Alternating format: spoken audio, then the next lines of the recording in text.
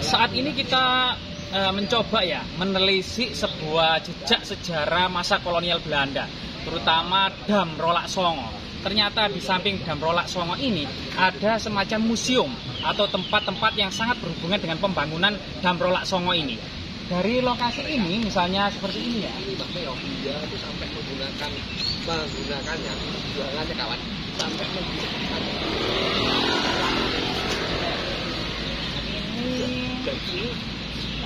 Kalau ini kemungkinan memang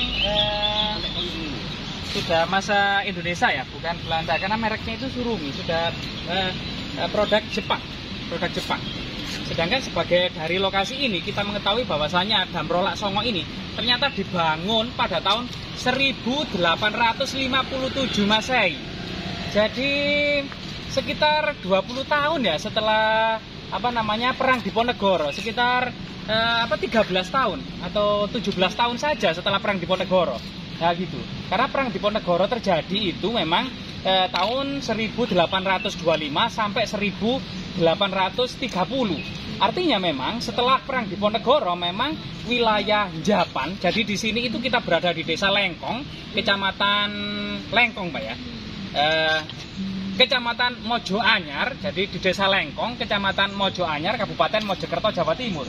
Ya, jika kita melihat bahwasanya Rolak Songo dan museum yang ada ini, artinya memang Rolak Songo itu dibangun tahun 1857 ya. Nah, ini artinya memang waktu itu memang wilayah-wilayah Japan yang nama kunonya Kabupaten Mojokerto ini sudah beralih kepemilikan dari Mataram Islam kemudian ke tangan Kompeni Belanda.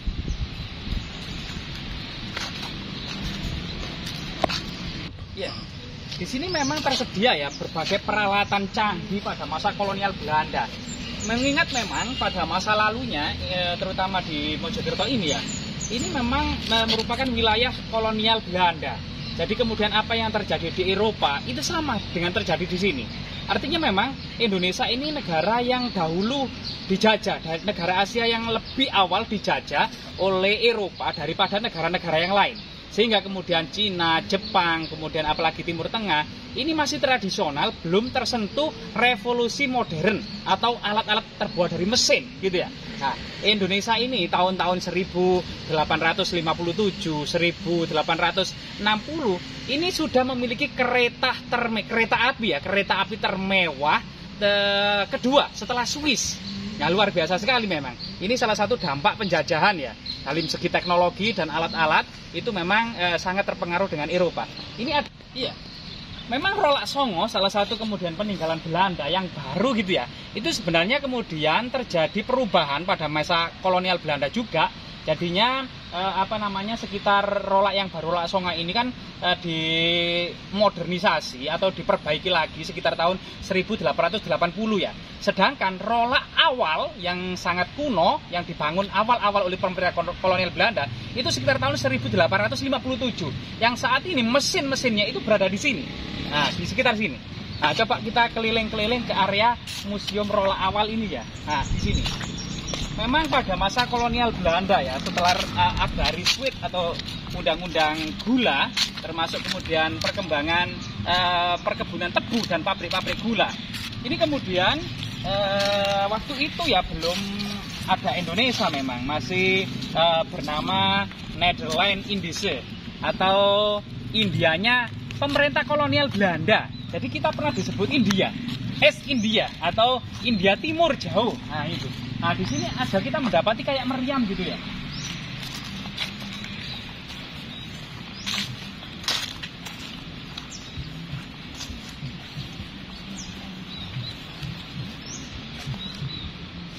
Nah ini salah satu bentuk artefaktual, termasuk ada kapal ya, banyak kapal di sini ya. Nah ini, nah kapal-kapal ini.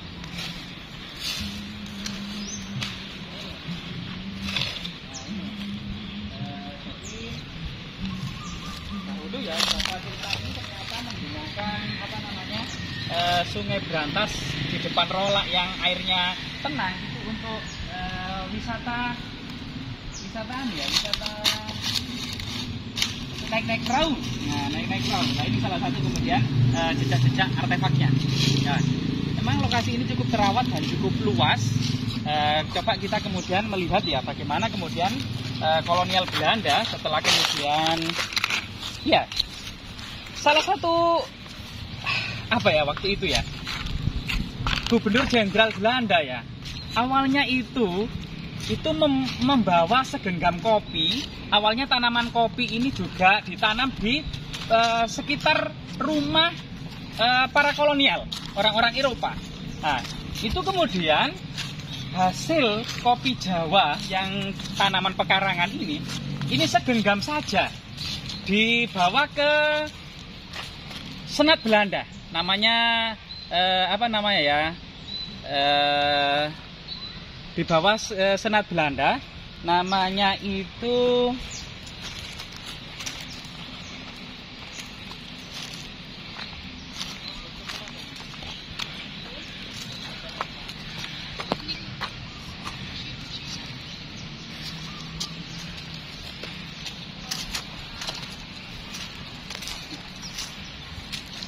Nah, jadi segenggam biji kopi ini dibawa ke negeri kolonial Belanda. Kemudian diteliti oleh 17 Bestur ya, atau Tuan ke-17, atau merupakan senat pada masa pemerintah kolonial Belanda yang ada di Belanda ini. Bahwasanya ternyata kualitas kopi Jawa ini sangat istimewa sekali. Sehingga kemudian dibentuklah inspektur untuk urusan kopi, termasuk kemudian urusan gula atau tebu. Sehingga kemudian di Jawa ini setelah melihat potensi kesuburannya, Belanda kemudian dengan riset yang sangat mendalam kemudian memperkenalkan kopi dan tebu sebagai produk utama Jawa.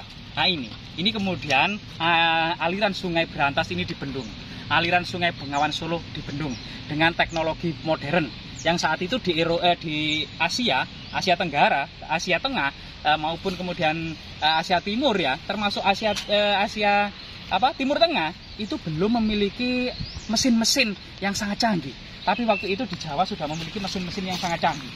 Nah itu. Ya.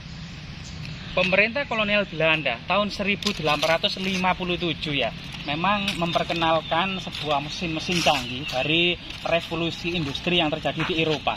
Yang kebanyakan negara-negara Asia itu belum tersentuh revolusi industri, termasuk mesin-mesin canggih.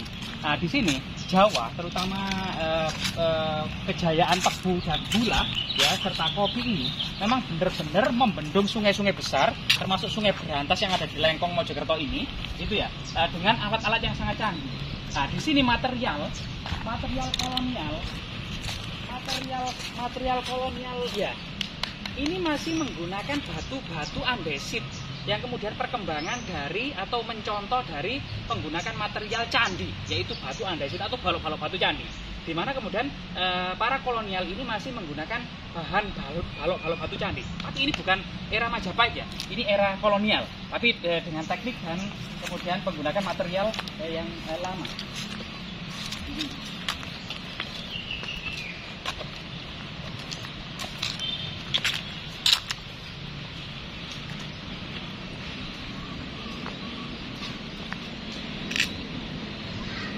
Nah, dari sinilah kita mengetahui bahwasanya artefak-artefak untuk membendung Sungai Berantas, terutama pada masa kolonial Belanda gitu ya.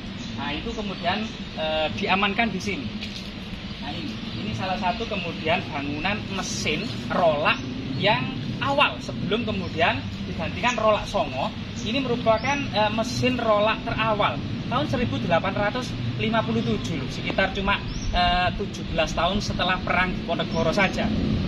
Sehingga kemudian perkembangan yang ada di Eropa ya, terutama di Belanda, di Swiss, di Belgia ini ya, ini sangat-sangat kemudian mempengaruhi perkembangan mesin-mesin ya, mesin-mesin yang sangat besar dan raksasa ini ya, yang memang merupakan puncak dari revolusi industri yang ada di benua Eropa. Karena memang waktu itu Jawa itu juga merupakan bagian dari Eropa, karena memang di bawah kolonial Belanda ya, di bawah kolonial Belanda. Yang kemudian mesin-mesin yang ada di Eropa itu diperkenalkan pula kemudian di negara jajahan, yaitu di Jawa ini. Ini sangat canggih, sangat canggih sekali. Jadi mesin-mesin ini sangat canggih. Jadi waktu itu memang ada kebuntuan ya di Asia, itu ada kebuntuan. Jadi di Jepang sendiri itu belum sama sekali terkena sentuhan budaya Eropa, termasuk revolusi industri dan mesin-mesin. Di Cina begitu juga gitu. Bahkan lebih duluan ini Jawa. Jadi bahkan konon katanya jika saat ini itu TKI atau TKW itu bekerja saat ini dia di negara-negara mereka, dahulu pada masa kolonial itu ya, negara-negara seperti Jepang dan Cina itu mengekspor tenaga kerjanya gitu ya untuk bekerja di perkebunan dan perusahaan-perusahaan milik kolonial Belanda. Karena bagaimanapun juga memang sangat canggih waktu itu ya. Memang sangat canggih. Iya. Jadi hanya tahun inilah yang mengingat tentang kejayaan perusahaan gula, perusahaan tebu ya, termasuk momentum untuk membendung Sungai Berantas.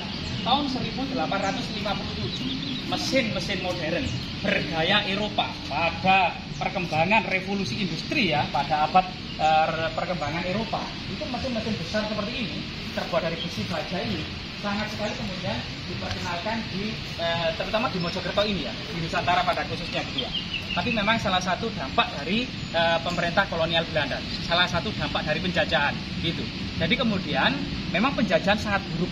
Dan semua saat ini, semua bangsa dan negara pasti mengutuk imperialisme dan kolonialisme. Itu sangat mengutuk sekali. Tetapi di sisi yang lain gitu ya, para penjajah itu membawa teknologi, membawa ilmu pengetahuan. Dan teknologi dan ilmu pengetahuan inilah yang kemudian harus kita kembangkan, harus kita kuasai, kan gitu. Sehingga kemudian salah satu ini motivasi untuk kita semua adalah ilmu pengetahuan dan teknologi ini harus kita kembangkan untuk kemudian menuju kecanggihan-kecanggihan dan kemudahan-kemudahan agar kemudian manusia ini lebih mudah dalam menjalani kehidupannya.